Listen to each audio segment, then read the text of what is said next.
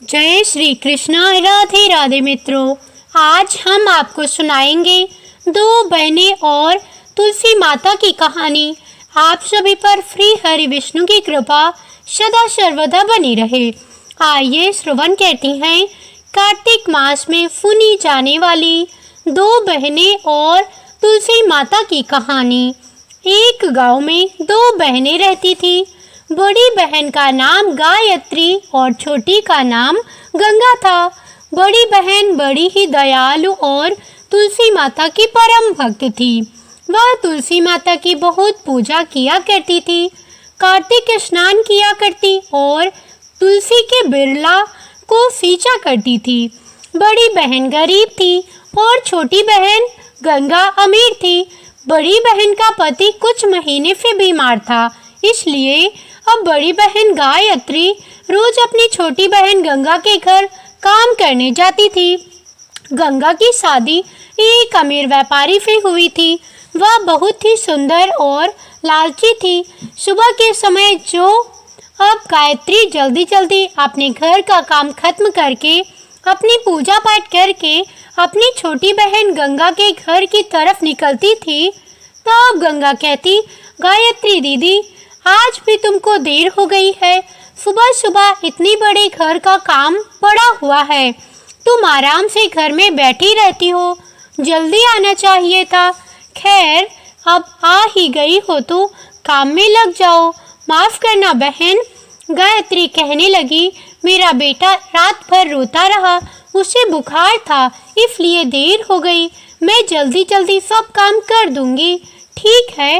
अब गंगा कहने लगी, गायत्री बहन, पहले आंगन और फिर कमरे में झाड़ू पोछा करके उसे चमका दो। उसके बाद रसोई में जाकर सारे बर्तन मांज देना, और हाँ, काम ठीक से होना चाहिए। गायत्री कहने लगी, ठीक है बहन। अब गायत्री जल्दी जल्दी काम में लग गई। सबसे पहले उसने गंगा के आंगन में झाड़ू पोछा करते हुए धीरे धीरे घर का एक एक कोना साफ कर दिया। फिर बर्तन मांजने बैठ जाती है। उधर गंगा आराम से बैठकर अपनी बातों में लग जाती है, अपनी पड़ोसन से बात करती है। फिर देखती है कि गायत्री क्या क्या काम कर रही है। फिर गायत्री से कहती है, अरे बहन, तूने सारा काम कर दिया। अब यह गेहूं रखे हुए हैं, इसमें से अच्छे अच्छे गेहूं चुनकर साफ कर दो और टूटे फूटे गेहूं और कचरा अलग कर देना। मेरे घर में सिर्फ बढ़िया अनाज ही पकता है। गंगा कहने लगी, और अच्छे से साफ करना। समझ गई। और फिर जल्दी से जाकर दोपहर का खाना बना देना। अब गायत्री अपनी छोटी बहन की बात सुनकर गेहूं साफ करने लगती है। फिर गेहूं साफ करके रसोई में जाकर खाना बनाने लगती है। वह अपने मन में सोच रही थी कि गंगा ने कहा था कि वह आज पैसे तो नहीं देगी, पर रोज काम के बदले अनाज दे देगी। गायत्री सोच ही रही थी कि इस खाने में से कुछ खाना उसे भी मिलेगा। गायत्री कहने लगी, मैंने अच्छे गेहूं और टूटे हुए गेहूं और कंकड़ वाले गेहूं अलग कर दिए हैं, तुम देख लो सारा काम। और फिर गायत्री घर जाने लगती है। तब गंगा उसे रोकती है और कहती है, रुको दीदी, मेरे घर में यह टूटे फूटे गेहूं हैं, यह ऐसे ही पड़े रहेंगे। इससे अच्छा होगा कि तुम ही इन्हें ले जाओ, तुम्हारे घर में तो यह आराम से सब खा लेती हैं। अब गंगा टूटे फूटे कंकड़ वाले गेहूं, जो थोड़ा सा अनाज था, वह गायत्री को थमा देती है। अब बेचारी गायत्री बिना कुछ कहे अनाज ले लिया और घर की तरफ चल पड़ी। उसकी आंखों में आंसू थे, मगर होठों पर एक भी शिकायत का शब्द नहीं आया, क्योंकि उसे पता था उसकी मजबूरी और गरीबी में यह गेहूं ही उसकी कीमत है। अब गायत्री घर जाकर उन्हीं गेहूं को साफ करके आटा पीसकर रोटी बनाकर अपने पति और अपने बेटे को खिला देती है। फिर अगली सुबह होती है। सुबह जल्दी उठकर गायत्री फिर से अपना आंगन बुहारती है और अपनी तुलसी मैया को सींचती है, और फिर अपने घर का काम करके फिर अपनी छोटी बहन गंगा के घर काम करने के लिए आ जाती है। गंगा कहती है, अरे दीदी, आज तो जल्दी आ गई हो, अच्छा हुआ सुनो, आज कचौड़ी खाने का बहुत मन है। तुम जल्दी से झाड़ू पोछा कर लो और फिर रसोई में जाकर मेरे लिए कचौड़ी बना देना, लेकिन मसाला अच्छे से पीसना। कचौड़ी एकदम स्वादिष्ट होनी चाहिए। मेरे पति को मजेदार खाना चाहिए। ठीक है बहन, गायत्री कहने लगी। जैसा तुम कहो, मैं जल्दी से काम निपटा कर कचौड़ी बना देती हूँ। अब गायत्री चुपचाप झाड़ू पोछा करने लगती है, फिर बर्तन मांजे और आखिर में बैठकर रसोई में जाकर कचौड़ी पकाने लगती है। वह मन ही मन सोच रही थी उसके बेटे को जो यह कचौड़ी बहुत पसंद है, और गायत्री कचौड़ी का मसाला बनाती है, प्याज छौंकती है और फिर कचौड़ी तलकर बड़ी मेहनत से ढेर सारी कचौड़ी बना देती है। कचौड़ियों की महक से पूरा घर महक उठता है। गंगा आकर देखती है और कहती है, वाह, आज तो बहुत अच्छी खुशबू आ रही है। चलो, खाना बड़ा बढ़िया बना है, आज तो मजा ही आ जाएगा। तुमने तो आज बहुत ही मेहनत कर ली। अब गंगा और उसका पति आराम से बैठकर कचौड़ी खाती हैं। गायत्री की आंखों में एक आस झलक रही थी कि शायद आज उसकी छोटी बहन गंगा उसे थोड़ी सी कचौड़ी दे दे उसके बेटे के लिए। शाम के वक्त गायत्री अपना पूरा काम करके अपने घर जाने लगती है। तभी गंगा कहती है, अरे रुको गायत्री दीदी, आज तुम्हारे लिए भी कुछ है। यह लो, कल रात का खाना जो बचा हुआ चावल और सब्जी पड़ी हुई थी, तुम ये अपने घर ले जाकर गर्म करके खा लेना। अब गायत्री बिना शिकायत किए हुए बासी चावल और गली हुई सब्जी की थैली उठाई और अपने घर की ओर चल पड़ी। दिन पर दिन ऐसे ही गुजरते गए। गायत्री हर सुबह गंगा के घर का काम करने जाती और लौटते वक्त गायत्री कुछ न कुछ बासी या खराब खाना जो उसकी बहन गायत्री को देकर उसे भेज देती। कुछ दिन बाद गंगा बोली, सुनो दीदी, कल तुम जल्दी से घर आ जाना। मेरे पति को व्यापार में बहुत बड़ा लाभ हुआ है, इसलिए कल हमारे घर पूजा का बड़ा आयोजन है। बहुत सारे मेहमान आएंगे, ढेर सारी मिठाइयाँ और पकवान बनेंगे। मुझे ना तुम्हारी पूरी मदद चाहिए। गायत्री बोली, ठीक है गंगा, जैसा तुम कहती हो। मैं कल सुबह जल्दी आ जाऊंगी। जो भी काम होगा पूरी मेहनत से करूंगी। अगली सुबह गायत्री सुबह 4 बजे उठ जाती है। सुबह अपना आंगन बहार कर अपना पूजा करके अपनी तुलसी जी को सींच कर कार्तिक स्नान करके, क्योंकि कार्तिक का महीना लग गया था, अब उठकर अपना नियम कर्म करके वह अपने घर का सारा काम निपटाती भी और जा रही थी। अचानक उसका बेटा घर से बाहर आ गया और अपनी माँ से कहने लगा, माँ, आज तुम इतनी सुबह सुबह कहाँ जा रही हो? मौसी के घर तो रोज 9 बजे जाती हो, तो अभी कहाँ जा रही हो? और घर के सारे काम भी आज तुमने जल्दी से खत्म कर दिए हैं। क्या बात है माँ? तब गायत्री कहती है, बेटा, आज तेरी मौसी के घर में बहुत बड़ा आयोजन हो रहा है। तेरी मौसा को व्यापार में बहुत लाभ हुआ है, इसलिए वहाँ पर पूजा रखी गई है। बहुत सारे मेहमान वहाँ आएंगे और ढेर सारी मिठाइयाँ पकवान बनेंगे, इसलिए मुझे आज जल्दी जाना पड़ रहा है। तब गायत्री का बेटा कहता है, माँ, बहुत सारे लोग आ रहे हैं, तो मौसी ने मुझे भी बुलाया होगा ना, तो मुझे भी लेकर क्यों नहीं चल रही हो? गायत्री कहती है, बेटा, तेरे पिताजी की तबीयत ठीक नहीं है। अगर तू मेरे साथ जाएगा तो वे घर पर अकेले रह जाएंगे, इसलिए तुम घर पर ही रहो। तब बेटा कहता है, ठीक है माँ, पर आज मौसी के घर पर मिठाइयाँ बन रही हैं, वह हमारे लिए भी देंगी। तुम लेकर आ जाना, मैं इंतजार करूँगा, तुम जल्दी आना। तब गायत्री कहती है, हाँ बेटा, तुम अच्छे से रहना, मैं काम करके जल्दी घर लौट आऊँगी। और सुन बेटा, अपने पिताजी का ख्याल रखना, उनकी दवाइयाँ खिड़की पर रखी हैं, उनको याद से दे देना। गायत्री अपने बेटे को समझाती है, फिर अपने बेटे के सामने कैसे भी बहाना बनाकर वह अपनी छोटी बहन के यहाँ काम करने चली जाती है। वह सोच रही थी कि उसकी बहन ने सारे गांव को निमंत्रण दिया है। उसे एक भी बार नहीं बोला कि अपने बेटे को लेकर साथ आ जाना। गंगा के घर में आज बहुत ही चहल पहल, बड़ी बड़ी कढ़ाई चढ़ चुकी थी, हलवाई बुलाए गए थे, तरह तरह के पकवानों की खुशबू से पूरा घर महक रहा था। तभी जो गंगा कहती है, तुम आ गई दीदी, जल्दी जल्दी काम निपटा दो, देख नहीं रही हो हलवाई आ चुके हैं, पकवान बन रहे हैं, मुझे सारे बर्तन जल्दी से साफ चाहिए। वह कोने में जो पत्थर पड़े हैं उन्हें साइड में लगा दो, आज हमारे घर बहुत सारे मेहमान आने वाले हैं, इसलिए कोई भी कमी नहीं रहनी चाहिए। सबसे पहले तो दीदी तुम बाहर झाड़ू लगाओ, फिर जहाँ पूजा होगी वहाँ पर झाड़ू पोछा करो, फिर पूरा काम साफ करना।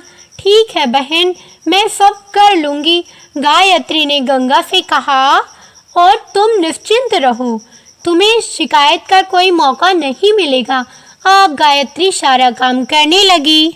उसने घर के एक एक कोने को साफ कर दिया। धीरे धीरे अब मेहमान आने लगे। गंगा भी अपने पति के साथ पूजा के स्थान में आ बैठी।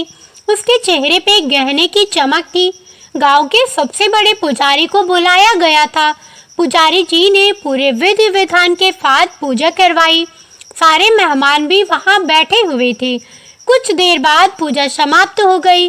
मेहमानों को पत्तलों में भोजन परोसा गया। सारा गांव गंगा की छत के नीचे स्वादिष्ट भोजन का आनंद ले रहा था।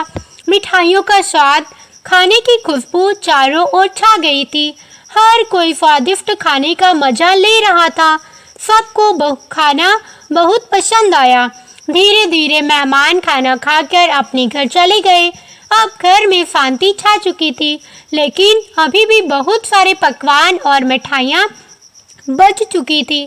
तभी गंगा बोली, अरे दीदी, आज तो भगवान की कृपा से बहुत बड़ा आयोजन हो गया। इतना सब पकवान बना, इतने सारे मेहमान आए और देखो कितनी सारी मिठाइयाँ और पकवान अभी भी बच गए हैं। दीदी तुम ऐसा करो, इन सब को उठाकर रसोई में अच्छे से रख दो। जो मिठाइयों के बर्तन में टूटी फूटी मिठाई और मिठाई की चूड़ी और शक्कर की परत है, उसे निकालकर अलग कर देना। सिर झुकाकर गायत्री बिना कुछ कहे सारी मिठाई और बचे हुए व्यंजन रसोई में ले जाकर रखती है। गंगा अपने कमरे में खड़ी थी। उसने अपनी बहन गायत्री को अपने कमरे में बुलाया और बोली, लो गायत्री दीदी, यह तुम्हारे लिए है। बड़े बड़े बर्तनों में जो मिठाइयाँ की चूड़ी और टूटे फूटे टुकड़े बचे हुए थे और जो चीनी के चिपके हुए टुकड़े किनारों पर लगे हुए थे, वे सब ले जा। तेरे घर में तेरा बेटा खा लेगा, उन्हें खिला देना, क्योंकि मेरे घर पर तो यह सब कोई खाता नहीं है। अब बेचारी गायत्री चुपचाप मिठाई के टुकड़े लेकर अपने घर की तरफ निकल गई। उसने एक शब्द भी अपनी छोटी बहन से नहीं कहा। वह जान चुकी थी उसकी बहन के अंदर इंसानियत नाम की चीज नहीं है। अब गायत्री को बहुत ही रोना आ रहा था। मिठाइयों की राह उसका बेटा देख रहा होगा। वह अपने मन में सोचकर बेचारी रोते रोते ठोकर खाते खाते जब गांव के रास्ते से गुजर रही थी, तब उसकी नज़र पुराने मंदिर पर पड़ी। गांव की मान्यता थी कि इस मंदिर की रक्षा स्वयं नाग देवता करते हैं। वह मंदिर भोलेनाथ की थी। कहते हैं जिसने भी नाग देवता से सच्चे मन से कुछ मांगा, वह कभी खाली हाथ नहीं लौटता था। मंदिर के बाहर ही एक बहुत बड़ा तुलसी का पौधा लगा हुआ था। घी का दीपक वहां पर जल रहा था। नाग देवता और तुलसी माता की मान्यता थी कि कार्तिक के महीने में तुलसी माता सबकी मनोकामनाएं पूरी करती हैं। गायत्री तुलसी माता को बहुत ही मानती थी और कार्तिक स्नान किया करती थी।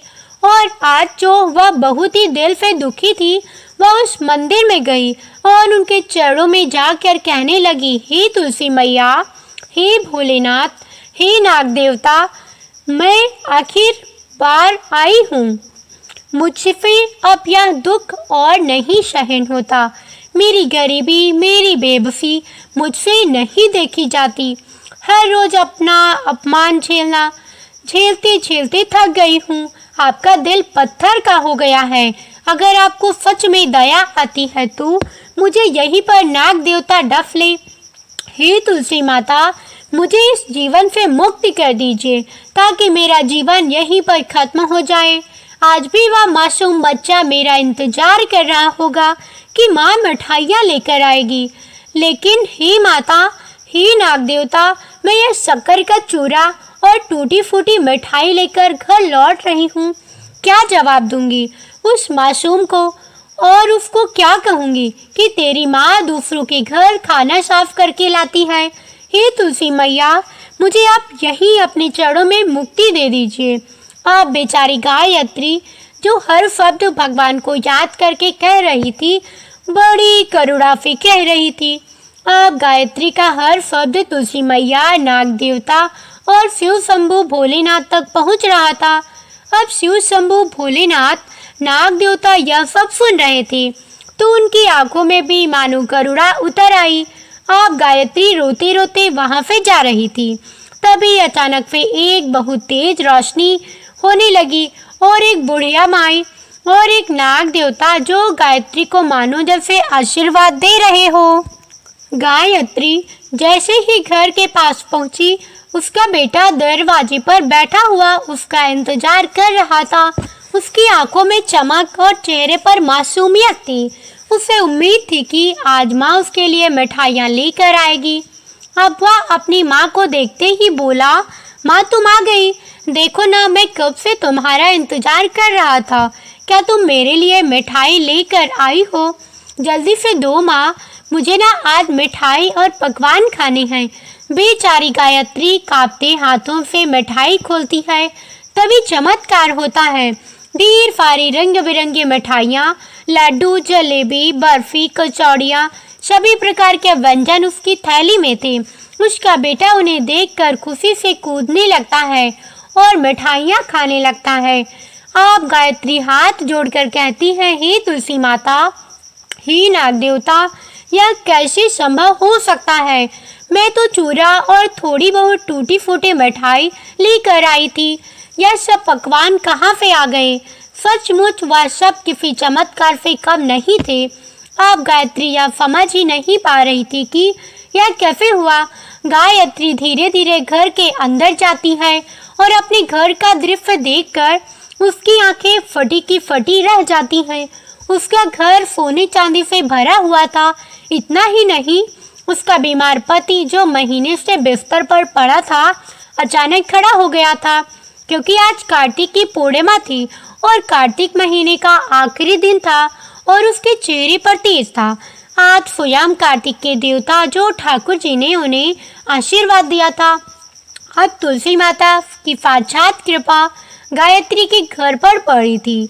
अब वह देखती है उसका पति भी ठीक हो गया है और गायत्री से उसका पति कहता है, गायत्री, यह सब कैसे हुआ? मैं तो बिस्तर से उठ भी नहीं पाता था और आज मुझे बिल्कुल अच्छा लग रहा है। गायत्री, इतना सोना हमारे घर में कहाँ से आ गया? उसका बेटा भी मासूमियत से अपनी माँ से सवाल पर सवाल पूछता है। फिर गायत्री अपने बेटे और पति को आज घटित सारी बातें बताती है। रास्ते में मंदिर गई थी और उसने तुलसी माता, नाग देवता और शंकर भगवान से अपनी सारी पीड़ा कह दी थी।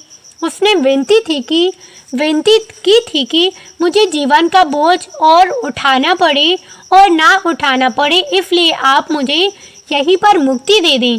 लेकिन नाग देवता और तुलसी मैया ने मुझे मारा नहीं, मेरी पुकार सुन ली और देखो, उनकी कृपा से हमारे जीवन ही बदल गया। उस दिन से सब कुछ बदल गया। गरीब और लाचार परिवार जिसने केवल आंसू और भूख देखी थी, आज उनका जीवन खुशियों से भर गया। 3 दिन बीत चुके थे। गायत्री अब अपने विशाल घर में सुख से रह रही थी। उसके चेहरे पर अब चिंता नहीं थी, बल्कि संतोष और खुशी की चमक थी। उधर गंगा अपने घर में बैठकर सोच में डूबी हुई थी। आखिर उसकी बड़ी बहन काम पर क्यों नहीं आ रही है और 3 दिन हो गए हैं, कहीं बीमार तो नहीं पड़ गई है। या कोई और बात है? इतना सोचकर गंगा ने अपने नौकर को आवाज लगाई, अरे सुनो, तुम अभी इसी वक्त जाकर देखो मेरी बड़ी बहन कहाँ है। वह काम पर नहीं आ रही है, जाकर पता लगाओ कि वह क्या कर रही है। अब गंगा का नौकर जो हुजरी करता हुआ फौरन गायत्री के घर की तरफ चल पड़ा। जब वह वहां पर पहुंचता तो घर की चौखट पर कदम रखा तो उसकी आंखें फटी की फटी रह गई। उसने देखा कि नया घर उसकी बहन गायत्री ने खरीद लिया है। उसका पति बिल्कुल ठीक हो गया था। नौकर ने चुपके से घर में जाकर देखा, गायत्री इतने बड़े घर में अपने बेटे के साथ बड़ी ही खुशी से नजर आ रही थी। हर तरफ सुख समृद्धि का सागर बह रहा था। नौकर सोचने लगा, हे भगवान, यह मैं क्या देख रहा हूँ। कुछ दिन पहले तक तो इनके घर की बुरी हालत थी, खाने के भी लाले पड़े हुए थे, और अब यह सब किसी राजा महाराजा के महल में रह रहे हों। नौकर भागते भागते गंगा के पास जा पहुंचा और हंसते हुए गंगा को सारी कहानी सुनाई। मालकिन, वहाँ तो चमत्कार हो गया है। आपकी बड़ी बहन बहुत अमीर हो गई है। उसका घर सोने चांदी से भरा पड़ा है। उसके पति की बीमारी भी ठीक हो गई है, और तो और उनके बेटे के हाथ में भी नई नई मिठाइयाँ और पकवान थे। लगता है जैसे उनकी किस्मत रातों रात बदल गई है।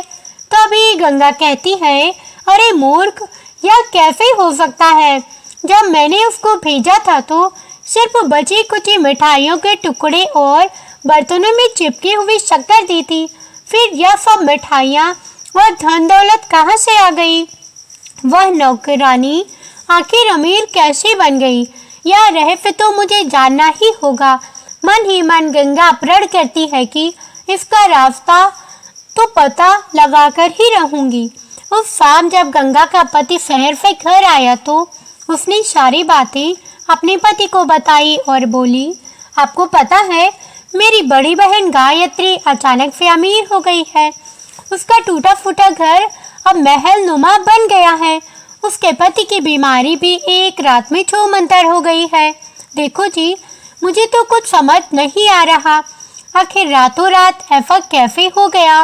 तब गंगा का पति कहता है, अरे गंगा, यह तो बहुत अच्छी बात है। तुम्हारी बहन ने बहुत तकलीफें सही हैं। तुम जाकर उसी से पूछ लो कि यह सब कैसे हुआ है। अब गंगा ने ठान लिया कि वह इस रहस्य से पर्दा उठाकर ही दम लेगी। तैयार होकर अपनी बहन गायत्री के घर की तरफ निकल पड़ी। वहां पहुंचकर जब उसने महल जैसा घर देखा तो उसकी आंखें फटी की फटी रह गई। उसके मन में जलन और हैरानी दोनों थी। फिर वह घर के अंदर गई और अपनी बहन गायत्री से बोली, अरे बहन गायत्री, तुम काम पर नहीं आ रही थी, इसलिए मुझे तेरी चिंता हो गई थी, इसलिए मैं तुझसे मिलने आ गई। पर यह सब कैसे हुआ?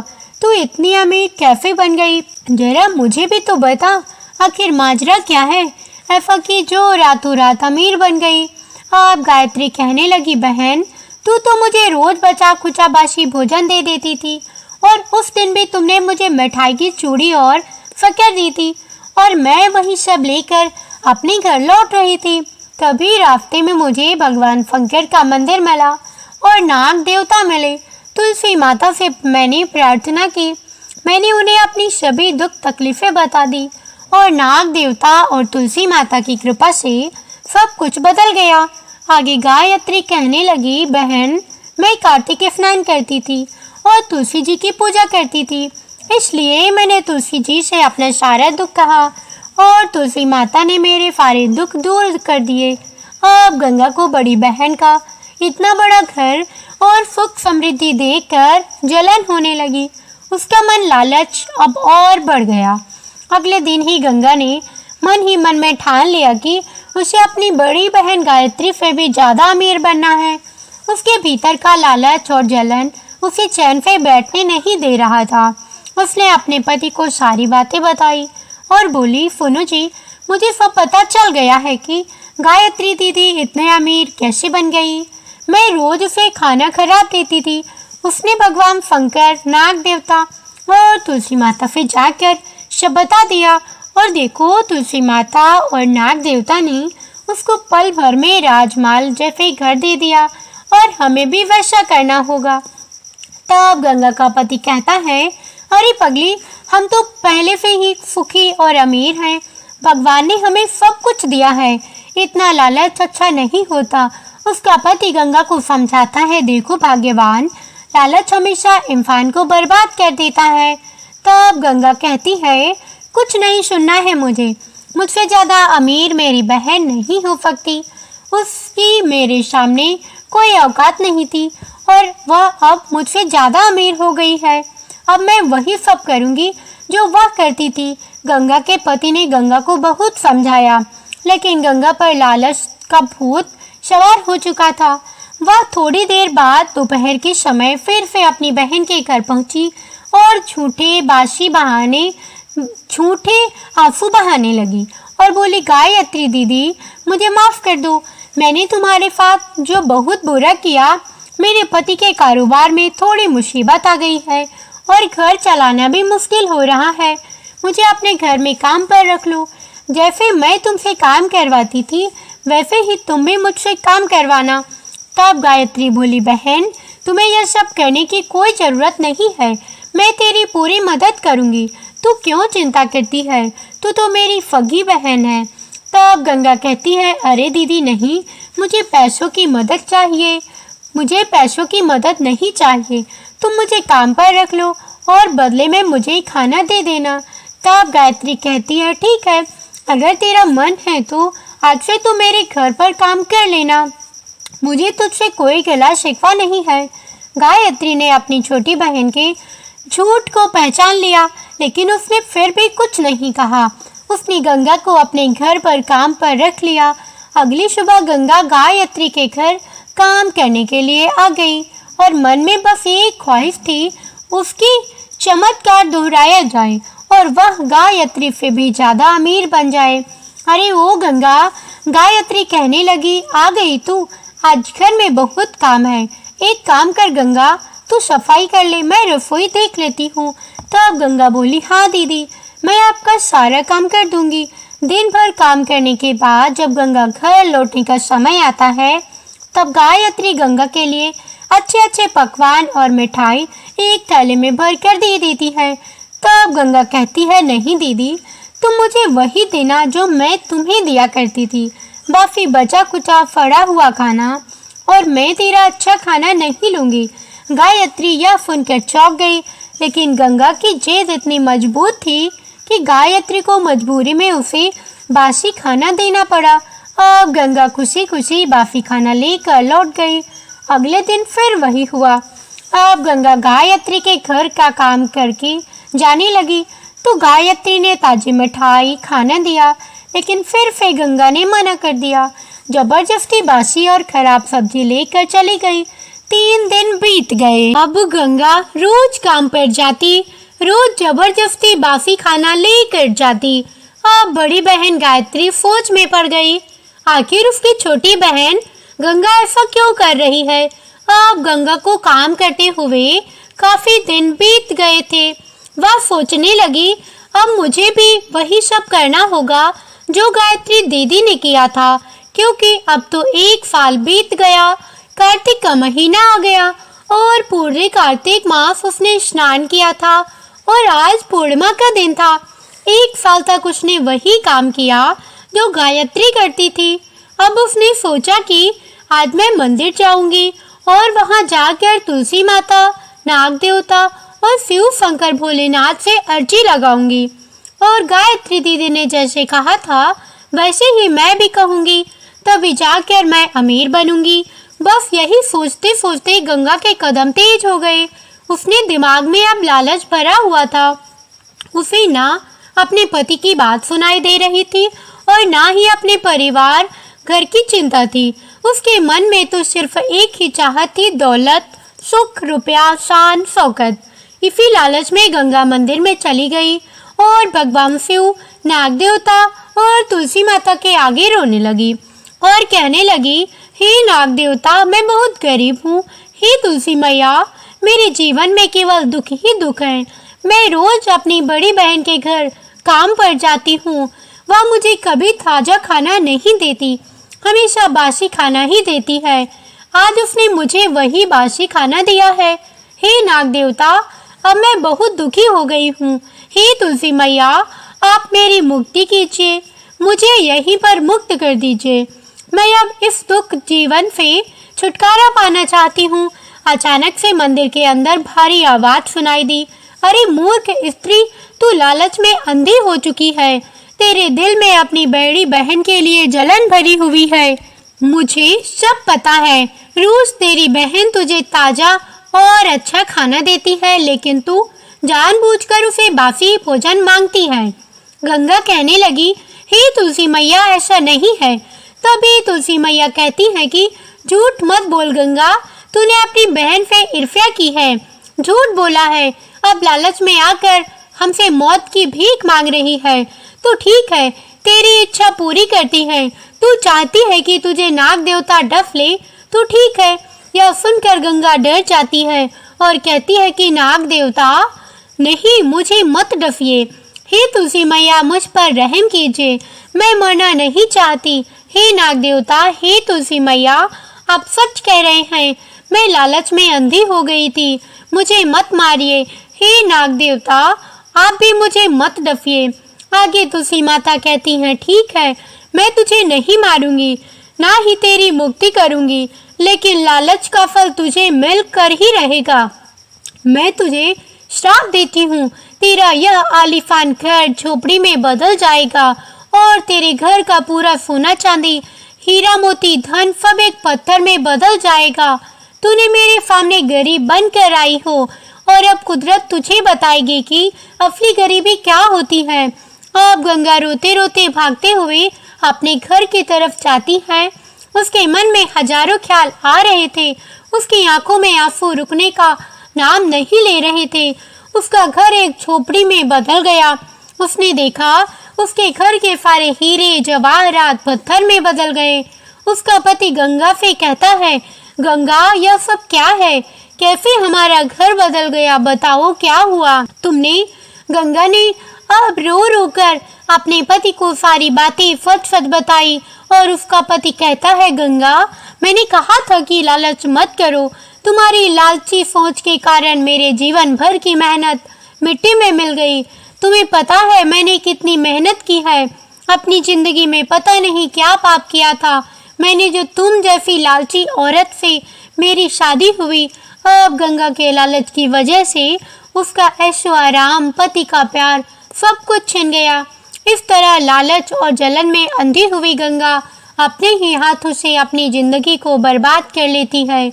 अब इस तरह से गंगा रोती है और रोते रोते अपनी गायत्री के पास जाती है और गायत्री बहन को सारी बातें बताती है। फिर गायत्री कहती है, रो मत बहन, भगवान से प्रार्थना कर, फिर से अच्छे दिन आएंगे। फिर गंगा अगले साल का इंतजार करती है। फिर से कार्तिक माह आता है। गायत्री और गंगा दोनों फिर से कार्तिक स्नान करती है, तुलसी माता की पूजा करती है और अब गंगा के मन में कोई लालच नहीं था। वह पूरी श्रद्धा के साथ कार्तिक स्नान और तुलसी जी को सींचती है। फिर तुलसी माता की कृपा से गंगा का जीवन फिर से सुख समृद्धि से भर जाता है और वह सुखपूर्वक अपने पति के साथ रहने लगती है। अब गंगा के समझ में आ गया था कि लालच करना कितनी बुरी बात है। इसलिए कभी भी किसी को किसी भी चीज को देखकर कोई लालच नहीं करना चाहिए। जो लालच करती हैं उनको यही फल मिलता है। मित्रों,